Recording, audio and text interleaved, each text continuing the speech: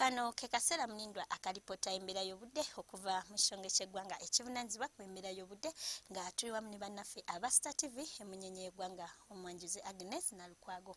Omusana ssaako n'ekifu bikyagenda mu maaso mu bitundu by'eggwanga ebitali bimu yadde nga tetwafunyeyo ku nkuba mu bitundu ebyo ebiri ku mbalama z'ennyanja Nalubaale ssaako n'ebyo ebiri mu buvanjuba bw'eggwanga nga bwe kirambikiddwa ku lutimbe lwa TV yo w'otunuulira ekifaananyi kya Ssemugenza ekyakubiddwa ku ggwanga lyaffe.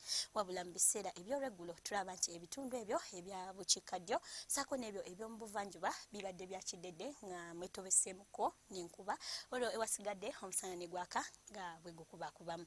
Kino nno kiviiridde ku sseruwandula mpewo ayitibwa St Helena ng'asimbye ku guyanja Atlantic nga yeeyongedde amaanyi ssaako n'omugongo gw'obuzito bw'empewo ogusimbye kagolomolo ka Mozambique nga bisindise omukubo gw'enkuba ne gusembulamuko katono ne gudda mu bukiikakkono bwa Ssemazinga Africa era nga gusaasaanidde naddala mu bitundu ebyo ebya bukiikaddyo bw'eggwanga.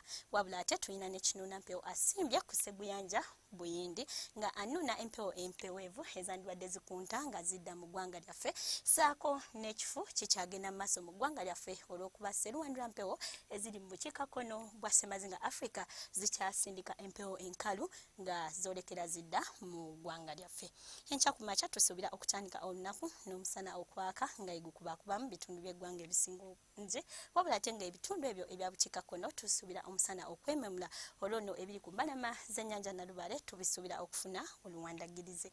Olweggulo tusuubira omusana ogenda mu maaso n'okwememula mu bitundu ebyo ebya bukiikakkono era nga n'ebbugumu lijja tukya dda ku Celsius 33 ey'omukotido so ng'ate ekibuga ekikulu Kampala wamu n'emirirwano tusuubira ebbugumu okutuukira dda ku Celsius 28. Olwo ensozi ez'e Kabale tusuubira okufuna oluwandagirize era nga n'ebbugumu lijja tukira dda ku Celsius 25. Ebibuga ebya Ssemazinga Africa ekibuga nga Johannesburg, Luanda ne Casablanca tubisuubira okufuna oluwandagirize so ng'ate ebisigadde tusuubira omusana okwememula era nga n'ebbugumu lijja tukira dda ku Celsius 25 eyo mu Nairobi.